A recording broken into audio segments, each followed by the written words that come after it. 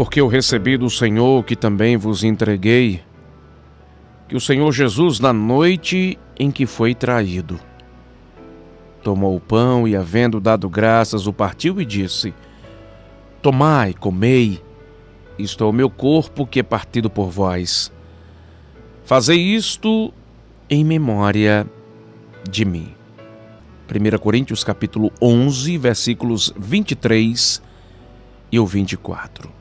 O tema desta semana fala da noite em que Jesus foi traído, sofrendo como Jesus, vítima do seu próximo. Ontem nós falamos sobre isso, os sofrimentos que passou Jesus, vítima de Judas. E o curioso é que quando a gente vai estudar um pouco sobre a história desse homem, há quem diga, há quem pense por aí, que Judas nasceu predestinado para fazer o que fez. Mas o grande perigo nosso é pensar dessa forma acerca de Judas. Porque, na verdade, Judas não foi uma marionete de Deus para fazer ou desempenhar o papel que desempenhou em trair Jesus. Não é nada disso. Até porque, talvez poucas pessoas saibam, Judas não é um nome muito popular nos dias de hoje. Aliás, colocar o nome de um filho de Judas já traz um significado pejorativo muito grande. Eu, particularmente, não conheço ninguém do meu hall de amigos que tenha o nome de Judas. Você conhece alguém? Que eu lembre aqui, eu não conheço ninguém com o nome de Judas. Pois é, Judas não é um nome muito popular, mas eu quero dizer para você que lá no primeiro século da era cristã, diferentemente de hoje, Judas era um nome muito popular, como é Maria no Brasil, como é José, como é Silva, como é Severino. É verdade. Quando você vai lá atrás estudar um pouco sobre os primeiros passos da igreja, lá no primeiro século, lá na época de Cristo, você vai descobrir que quando os pais de Judas lhe deram esse nome, era um nome judeu muito popular na época de Jesus. E quando Judas recebeu esse nome, os pais tinham grandes esperanças para seu filho, assim como todos os pais gostam de colocar nomes bonitos nos seus filhos. Eu, por exemplo, recebi do irmão Ismael o nome Ibnéias, que algumas pessoas até dizem, que nome diferente. Eu já cheguei em tantos lugares que as pessoas dizem, que nome estranho. Eu sempre que vou a algum lugar que as pessoas pedem o meu nome, que eu falo, alguém diz, mas teu pai estava com o quê quando colocou esse nome em você? Mas poucas pessoas sabem que, por exemplo, o meu nome significa em hebraico Jeová edifica. E o curioso é que lá em casa todos os 3 filhos tiveram nomes bíblicos curiosos. Eu tenho um irmão que chama-se Gesanias e tem um outro que se chama Adaís. Todos nomes bíblicos, e meu pai sempre procurava na Bíblia um significado para os nossos nomes. E o meu ele me deu Ibnéias por isso. Em hebraico meu nome significa isso mesmo, Jeová edifica. No caso de Judas não foi diferente. Quando o pai e a mãe colocaram o nome dele de Judas, não era porque no primeiro século Judas era um nome que não prestasse, um nome pejorativo, não. Até porque Judas em hebraico significa louvor ao Senhor. Olha que coisa interessante, você sabia disso? Que Judas em hebraico significa louvor ao Senhor. Então quando um pai e uma mãe colocam o nome do filho de Judas, o que é que eles esperam? Que Judas vivesse uma vida de louvor a Deus, o que não foi o caso. Mas por que foi que a história desse homem terminou desta forma? Você já deve ter percebido que Judas não nasce predestinado a fazer o que fez. Não, porque se a começar pelo nome que significa louvor ao Senhor, Judas foi recebido, foi educado, foi criado para ser uma bênção. Não só pelos pais, mas até pelo próprio Cristo. Afinal de contas, Jesus escolheu Judas, dando a ele a grande oportunidade para que ele fosse um grande apóstolo, um grande discípulo do Senhor, como foi o restante dos apóstolos. Porque há muita gente que pensa que Judas já nasceu com aquilo que a gente conhece aqui no Nordeste como a sina. Outros dizem, o destino dele era esse. Não, de forma alguma. Quando a gente vai ler toda a trajetória de Judas, a gente percebe, por exemplo, que em primeiro lugar, ele foi uma testemunha de Jesus. Que privilégio, hein? Que privilégio teve Judas de participar de um rol de discípulos que Jesus teve e que através do ministério de Cristo com esses 12 homens, o mundo seria modificado. A história seria dividida ao meio. Que privilégio teve Judas. Ele teve a oportunidade de caminhar nas pegadas de Jesus. Judas passava o dia ao lado do seu mestre. Ele pôde ver as multidões em busca do seu mestre. Judas foi testemunha de ver multidões de pessoas indo ao encontro de Jesus. Aonde Jesus estava, Judas também estava. Judas teve a oportunidade de ser mais do que apenas um na multidão. Ele estava no círculo de seguidores, de amigos, que hoje nós conhecemos como os 12 discípulos. Esse homem testemunhou milagres que Jesus fez. Judas viu Jesus curar enfermos. Ele viu Jesus abrir olhos de cegos. Judas viu coxos andarem. Ele testemunhou mortos voltando à vida. Ele viu pessoas cheias de demônios sendo libertas por Jesus. Esse homem viu a provisão milagrosa do Senhor alimentando multidões famintas. Esse homem pôde, como ninguém, ouvir belas mensagens pronunciadas pelo seu mestre. Judas ouviu os maiores sermões já pregados. Que privilégio de Judas, hein? Ouvir o sermão da montanha. Que privilégio desse homem, hein? Pois é, Judas testemunhou tudo isso. Perceba que, até onde eu já falei, Judas tinha tudo para dar certo. Você quer ver outra coisa? Judas perdeu a grande oportunidade de se converter. É verdade. A palavra do Senhor diz lá em João 6,64: mas há alguns de vós que não creem, porque bem sabia Jesus desde o princípio quem eram os que não criam e quem era o que o havia de entregar. Ou seja, Judas perdeu a oportunidade de fato de se converter a Cristo. Esse homem perdeu a oportunidade de ser limpo. Lá em João capítulo 13, por exemplo, você escuta da boca de Jesus a palavra: aquele que não está lavado não necessita de lavar senão os pés, pois no mais está todo limpo. Ora, vós estáis limpos, mas não são todos, porque bem sabia ele quem o havia de trair. Por isso disse: nem todos estáis limpos. Jesus, conversando com os discípulos, deixou escapar essa pérola. Jesus disse: olha, aquele que está lavado não necessita de lavar senão os pés. Jesus estava conversando com Pedro e automaticamente o restante dos discípulos estavam ouvindo isso. Pois ele diz: pois no mais todo está limpo. Ora, vós estáis limpos, mas não todos. E ele deixa escapar isso dizendo: porque bem sabia ele quem o havia de trair. Por isso disse: nem todos estáis limpos. Ou seja, Judas perdeu a oportunidade de estar limpo, de ser limpo por Jesus. Esse homem perde a oportunidade de ser transformado. Quando o Senhor chama Judas, era a oportunidade que ele tinha de ter uma vida transformada, de passar por uma metanoia, uma metamorfose que acontece de dentro para fora, uma transformação.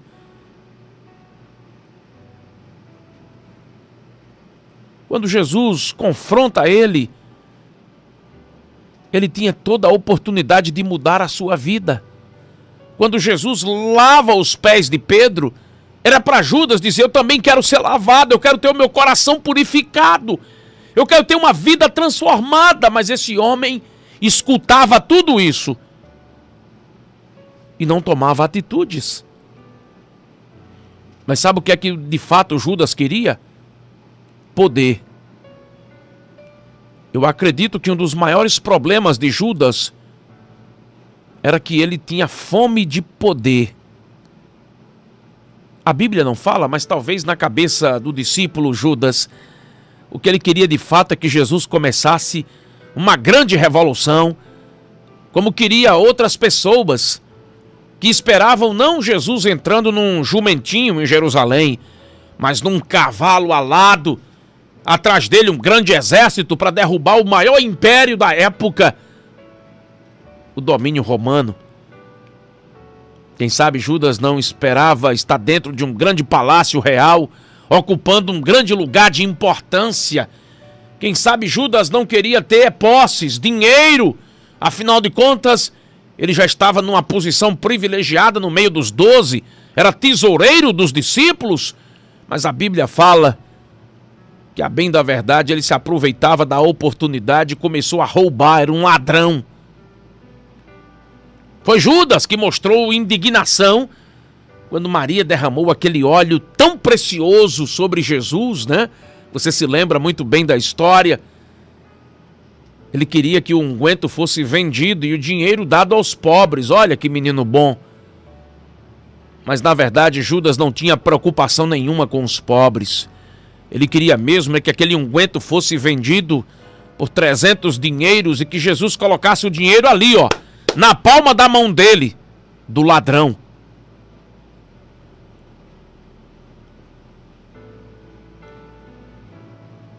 Sabe o que é que eu aprendo com Judas? É que muitas vezes, queridos, sinceramente, eu vou dizer agora uma palavra forte, dura. Nós temos que ter muito cuidado com as nossas vidas. Porque quando eu olho para a figura de Judas, eu percebo que Judas tinha tudo para dar certo e no final deu errado. Sinceramente, quando eu leio sobre Judas, sabe o que é que me dá calafrios?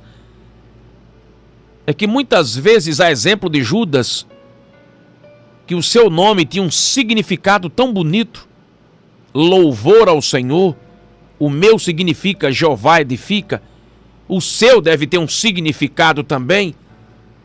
Nós temos que ter muito cuidado para não entrar no mesmo caminho dele.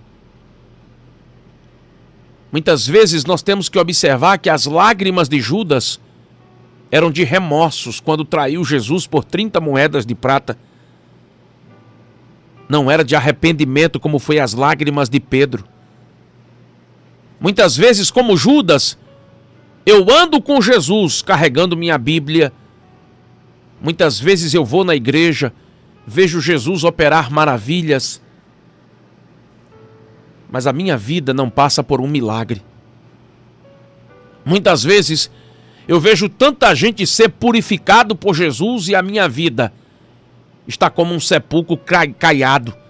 Por fora está tão bonito. Por fora eu trago as mesmas prerrogativas de Judas.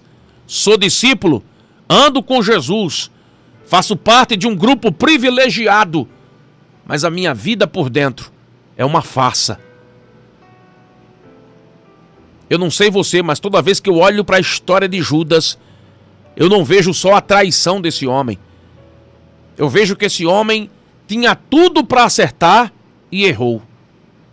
Culpa de Jesus? De forma alguma. Ele foi colocado num hall que poucos puderam a oportunidade de estar. No grupo dos 12. Ele não entra nem no grupo dos 70, entra no grupo dos 12, na tropa de elite de Cristo. Mas esse homem não soube aproveitar as oportunidades. Testemunhou milagres, mas não viveu um milagre na vida dele. Viu Pedro sendo purificado, mas ele também não teve uma atitude de procurar Jesus para ter uma mudança na sua vida.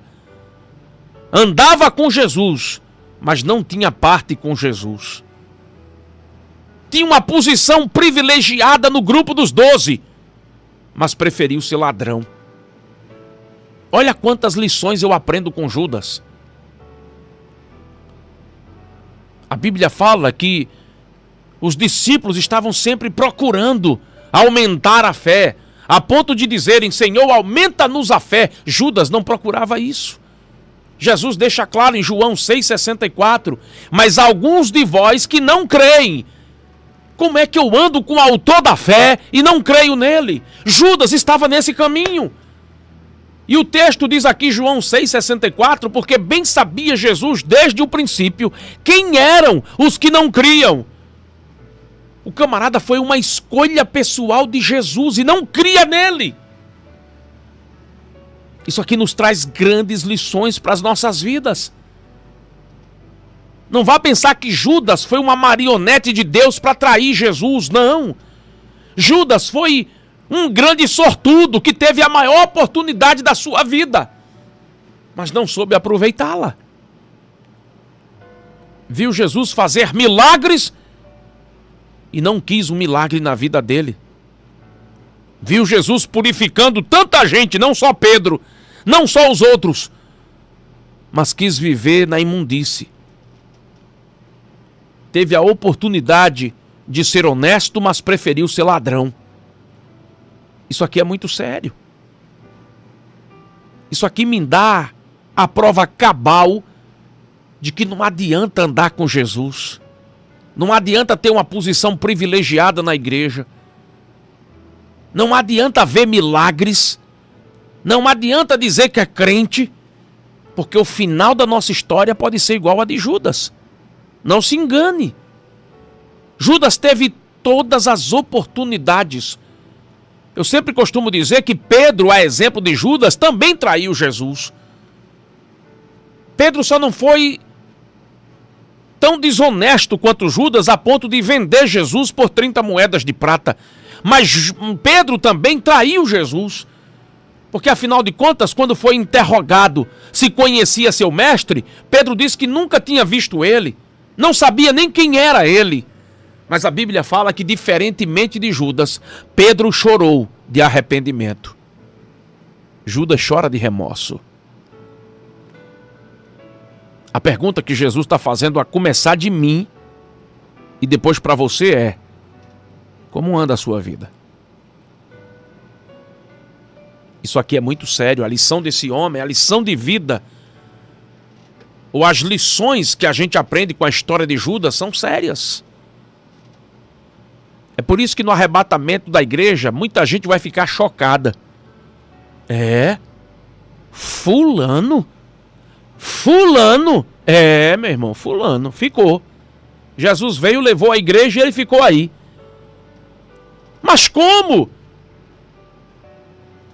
Andava com Jesus, falava dele, tinha uma posição privilegiada junto de Jesus, mas preferiu ser desonesto, preferiu ser ladrão da consciência dele mesmo,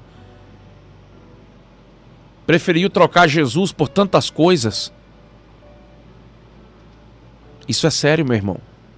Isso aqui é Deus falando comigo e eu tenho certeza que Deus está falando com muita gente. Não seja desonesto com você mesmo. Tem muita gente por aí vendendo Jesus hoje, não é por 30 moedas de prata, não é por 30 nem 300 reais, nem por 3.000 reais, não. É vendendo Jesus na sua consciência. É posando daquilo que nunca foi.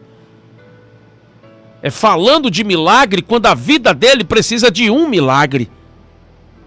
É fazendo parte de um rol tão privilegiado de seguidores de Jesus, mas que, a bem da verdade, nunca creram nele. É sério, né? Uma palavra dura, mas necessária. Deus está falando comigo, não sei com você, mas comigo ele está dizendo: olha, procura ver a tua vida, Ibe, como anda. Procura ver a tua vida. Isso é muito sério. Que a gente possa, nesta manhã, refletir sobre isso.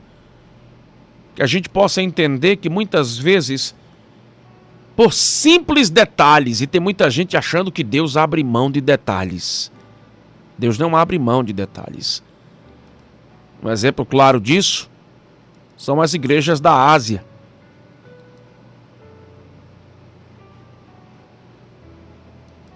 Tem muita gente pensando que Deus vai abrir mão de detalhes.